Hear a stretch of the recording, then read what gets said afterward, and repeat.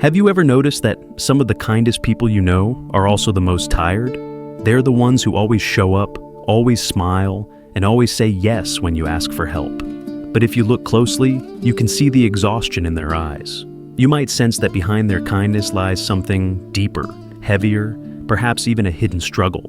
We often see kindness as pure and simple. We teach children to be kind. We admire kindness in leaders, and we measure our own humanity by how much compassion we can show. But kindness, like everything else in this complex world, has a shadow. And when you ignore that shadow, kindness itself can become harmful. It starts subtly. A child learns that being kind and agreeable earns them love. When they put their own needs aside to make others comfortable, they are rewarded with smiles, praise, and affection. Over time, this becomes deeply ingrained. Kindness becomes a way to survive. As they get older, it's harder to separate who they are from what others expect. They become the reliable one, the good person, the friend who never complains. But here's the truth. When kindness is forced, driven by fear of rejection or a desperate need to be valued, it's no longer pure kindness. It becomes a mask, and masks worn too long start to suffocate the person underneath. Think about the endlessly kind people in your life. They'll listen to your problems for hours. They'll help you move. They'll lend money they don't have. They'll sacrifice their own rest just to make sure you're okay. At first, it seems admirable, even saintly.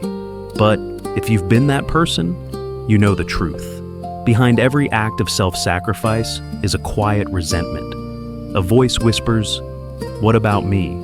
But that voice is often silenced because chronic kindness comes with an unspoken rule.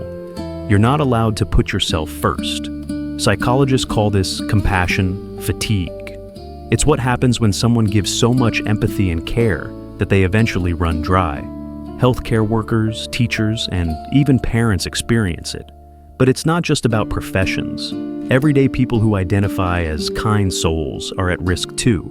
Studies show that people who constantly prioritize others report higher anxiety, depression, and even physical health problems. Kindness, when unchecked, becomes self-erasure. And that's the challenging truth. Kindness without boundaries is not kindness at all.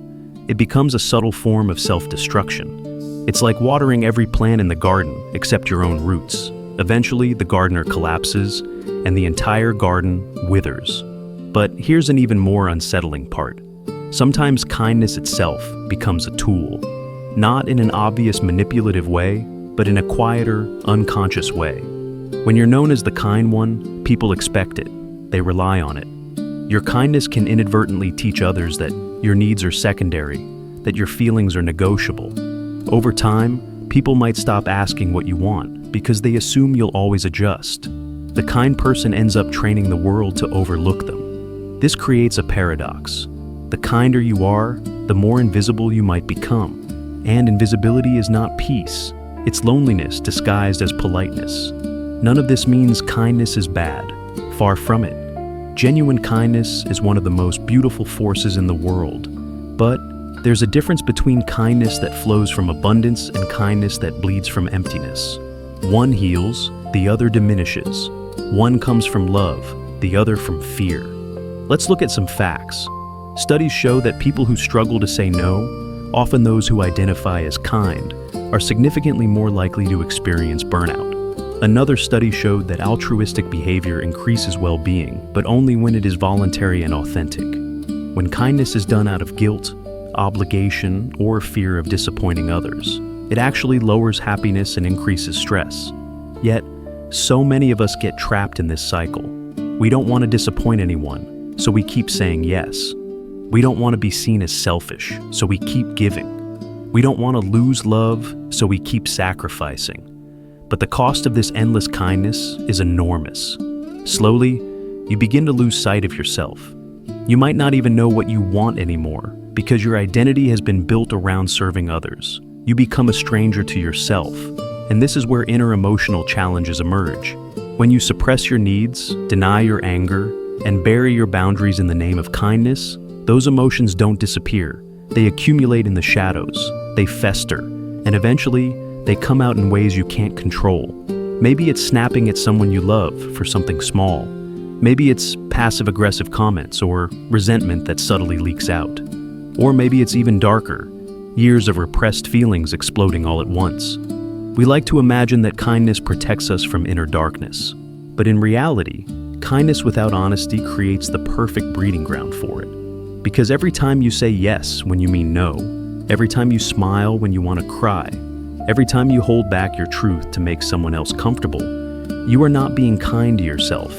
You are abandoning yourself, and abandonment always has consequences. Why do kind people struggle so much with boundaries?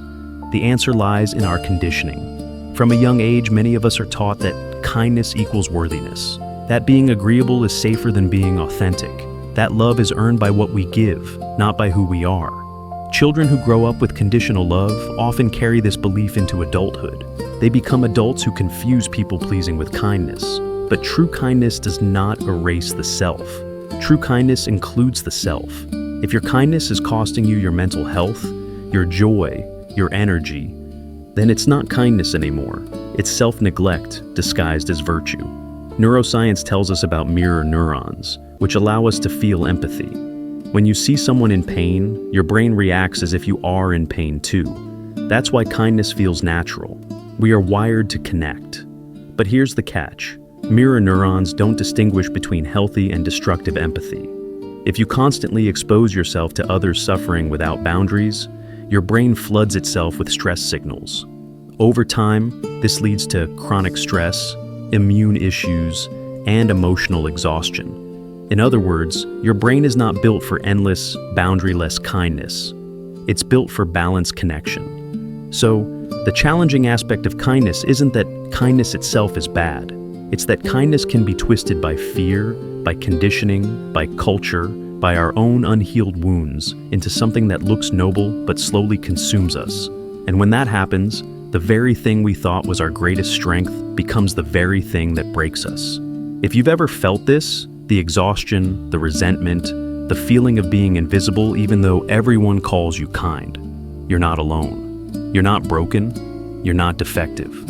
What you're experiencing is the natural consequence of a world that doesn't teach us how to balance giving with protecting ourselves. It's not because you're bad, but because unexpressed truths eventually demand to be seen. And this brings us to the real question. How do we embrace kindness without letting it destroy us? How do we stay compassionate without becoming martyrs? How do we love others without abandoning ourselves? The answer lies in one simple but uncomfortable truth. Kindness must begin with you. Not in a selfish way, but in the sense that if your kindness doesn't include yourself, then it isn't truly kindness at all. It's a performance, and performance eventually collapses. Think of airplane safety instructions. Put your oxygen mask on first before assisting others.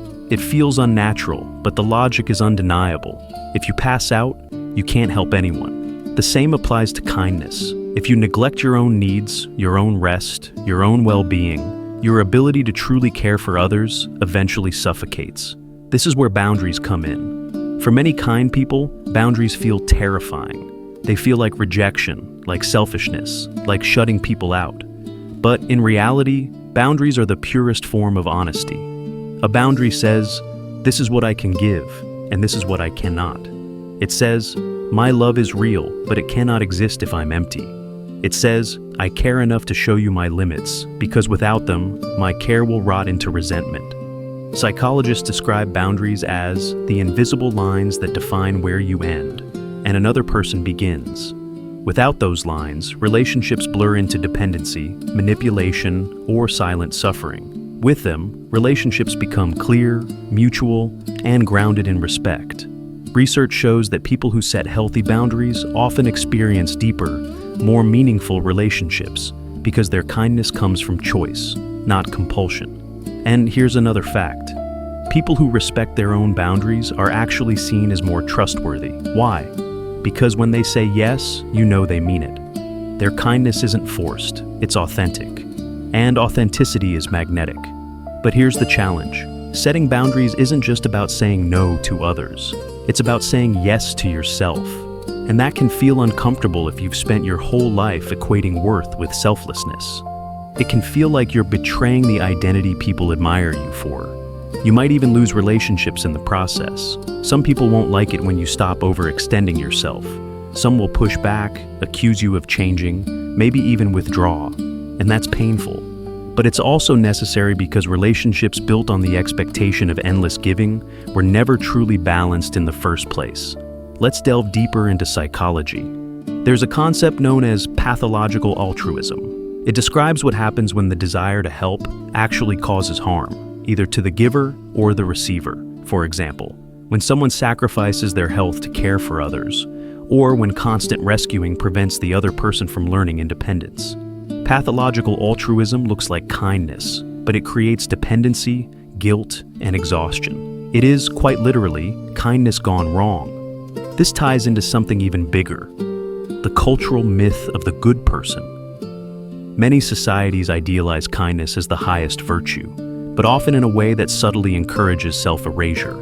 Think about phrases like, "She's such a good girl," "She never causes trouble," or "He's such a nice guy, he always helps everyone." Hidden in those compliments is a dangerous assumption that goodness means never making demands, never saying no, never disrupting the peace. But real goodness is not about erasing yourself. It's about showing up as your full, authentic self and still choosing compassion. When kindness comes from authenticity, it liberates. When it comes from fear, it enslaves. So, what can you do practically to shift from enslaved kindness to liberated kindness? Here are some strategies, not as quick fixes, but as lifelong practices. First, practice the pause. When someone asks something of you, don't immediately say yes. Take a breath. Give yourself space to check in with your own needs. Ask, do I have the energy for this? Do I want to do this? Is this request aligned with my values? Even a few seconds of reflection can save you from automatic people-pleasing. Second, learn the power of gentle no's. A no doesn't have to be harsh. It can be compassionate and kind. I care about you, but I can't take this on right now. Or, I'd love to help, but I don't have the capacity. The world won't fall apart if you say no. In fact, the more honest you are, the more people will respect your yes. Third, reframe your worth. Your value is not determined by how much you give away. Your value is intrinsic. You existed before anyone needed you, before you learned to perform kindness to survive. You are worthy of love even when you say no, even when you rest, even when you take nothing on your shoulders. Fourth, tend to your own garden. Fill yourself with the things that nourish you, friendships that feed your soul, creative pursuits, moments of stillness. When you live from abundance rather than scarcity, kindness flows naturally. It's not forced, it's not depleting. It becomes a gift rather than a transaction. And fifth, allow yourself to feel the harder emotions. Anger, frustration, sadness. These are not enemies of kindness, they are signals. They tell you when your boundaries are being crossed, when your needs are being ignored. If you suppress them, they morph into inner turmoil. But if you acknowledge them, if you listen, they become guides that point you toward balance. Let's return to the metaphor of masks. For many people, kindness has become a lifelong mask. The smile you wear to cover the exhaustion, the yes you give to avoid conflict, the generosity you perform to prove your worth. But masks are heavy, and the longer you wear them, the harder it becomes to remember what your own face looks like. The real journey is not to throw away kindness, but to remove the mask and let kindness come from the real you. The you that can say yes and no with equal honesty. The you that is kind without disappearing. There is an old saying, if you want to know who you truly are, look at how you treat yourself when no one is watching. That's where authentic kindness begins. Not in the approval of others, not in the praise of being the nice one, but in the quiet choices you make for your own well-being. Do you rest when you're tired? Do you forgive yourself when you fail? Do you speak to yourself with compassion? If not, then your kindness to others is built on a fragile foundation. The irony is this: when you treat yourself with true kindness, your kindness toward others becomes more powerful, not less, because it comes from overflow, not depletion. It inspires rather than exhausts. It invites others to rise with you instead of lean on you endlessly. And maybe that's the final lesson here. The challenging side of kindness isn't about rejecting kindness. It's about transforming it from a mask into a mirror, from compulsion into choice, from survival into love. So the next time someone tells you that you're so kind, pause for a moment. Ask yourself, is this kindness coming from fear or from freedom, from exhaustion or from abundance, from the mask or from the real me? The answer to that question will tell you more about yourself than any compliment ever could. Because at the end of the day, the inner struggle for kind people is not their anger, not their limits, not their boundaries. The real challenge is self-neglect. And once you face it, once you set down the mask, you'll discover that your kindness doesn't disappear. It only grows stronger, sharper, more radiant. It becomes the kind of kindness that doesn't just keep others alive, but keeps you alive too. And maybe that's the ultimate kindness, to live fully as yourself without erasing, without performing, without apologizing. To show the world that compassion doesn't mean self-erasure. It means truth. That's the kind of kindness the world needs most. Not endless yeses, not silent suffering, but the courage to love without losing yourself.